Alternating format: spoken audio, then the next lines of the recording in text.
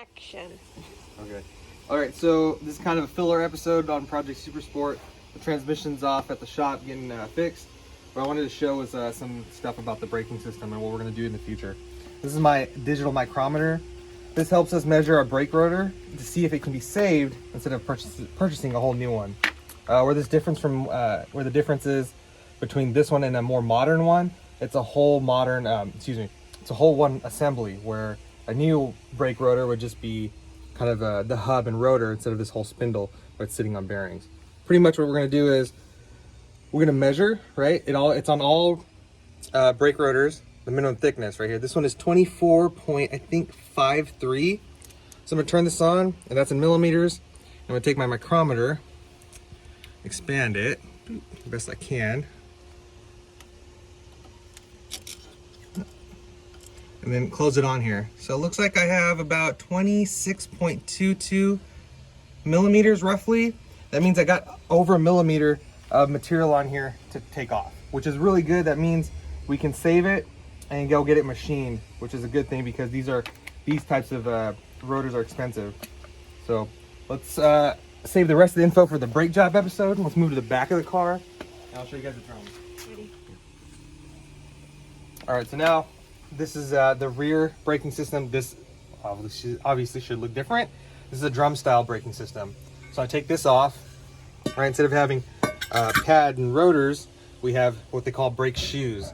We were wondering where all our brake fluid went. Probably leaked out of this, I can't even think of the name right now, but leaked out of here.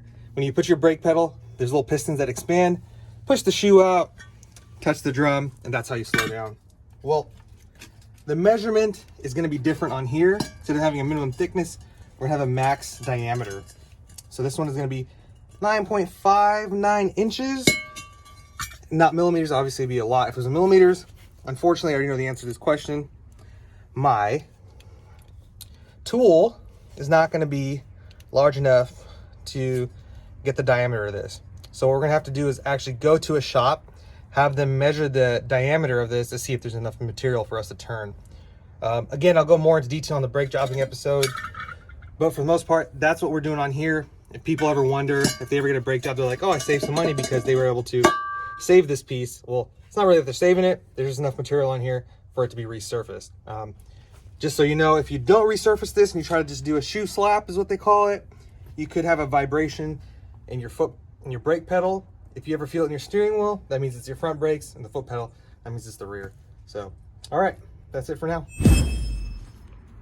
Okay, so one thing we're doing our tires in the future, but I wanted to make this clear and people didn't understand. So right here, there's a bunch of numbers right here. Most people don't really know what that means. They just know that's my tire size.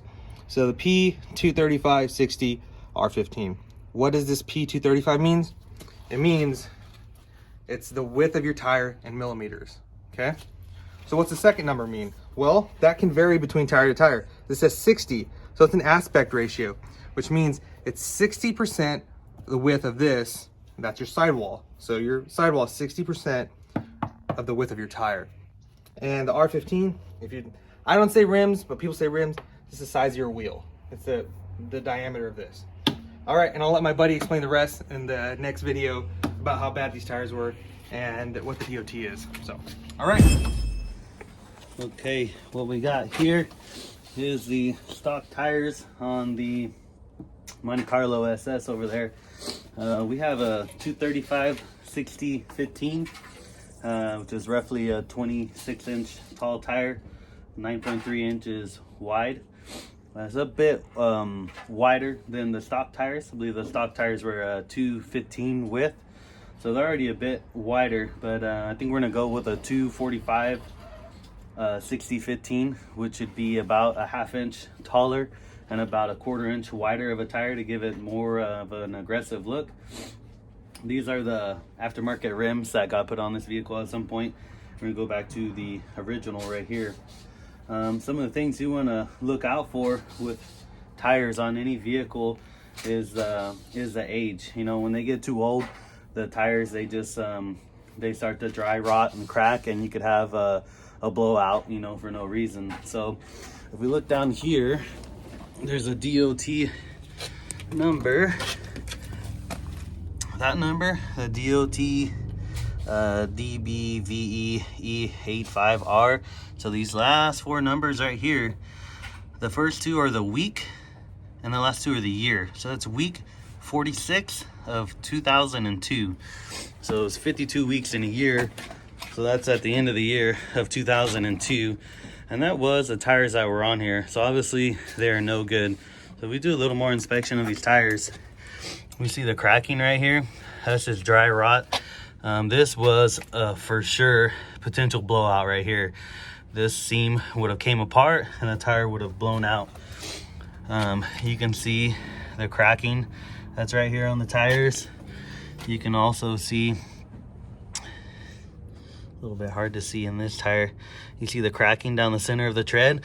So all that is problems that you don't want with your tires. So that's the reason why we're replacing these tires. This is some, I don't even know this brand personally, Remington something or other. So these tires are old junk tires. We're not going to use those rims. We're going to use the stock rims right there. We might do something with them, not sure yet. These old rims might get turned into snow tire rims or spare rims. Not quite sure exactly what we're gonna do yet, but we'll figure something out. So we got a set of 4. We also have a set of 4 of the original rims right there. So that's where we're at right now. Current tire size 26.1 inch tall, 9.3 inch wide. It'll go to 26.6 inches tall and 9.6 inches wide. So just a bit wider to give it a more aggressive look there. So that's the tires.